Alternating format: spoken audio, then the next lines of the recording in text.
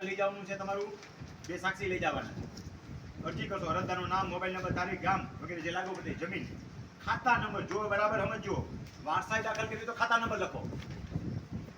હયાતીમાં હક દાખલ કરવું હોય, બધામાં દાખલ કરવું તો ખાતા નંબર લખો.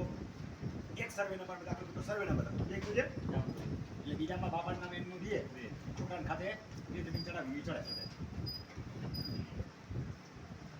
એક આ છોકરાના નામે એક આ છોકરાના નામે એમ હવે ચડતું નથી. એ પછી કરવાનું છે વિભાજન. પેલા થતું હતું. સર્વે નંબર મારી પાસે 4 છે, 2 સર્વે નંબર મારી પાસે રાખવા માંગુ છું, એક સર્વે નંબર મારા છોકરાની તુષારને દેવા માંગુ છું, એક મારી દીકરીને દેવા માંગુ છું. એમ ન હાલે. એ પછી કરવાની છે. એમ કરવું હોય તો મારે પછી કરવાનું છે. પહેલા તો બેમાં આંબો દાખલ કરવાનો છે. એના નામ દાખલ થઈ જાય પછી હક કમી કરશે. આપણે એક કમી કરી નાખો, એક કરી નાખે તો ઓટોમેટિક થઈ ગયા વિભાજન. તો સર્વે નંબર જે કંઈ લાગુ પડતું હોય, જમીનના માલિક, સહ માલિક ના મતદાનનું નામ જો સંયુક્તમાં હોય તો તમારે બતાવવું પડશે ને.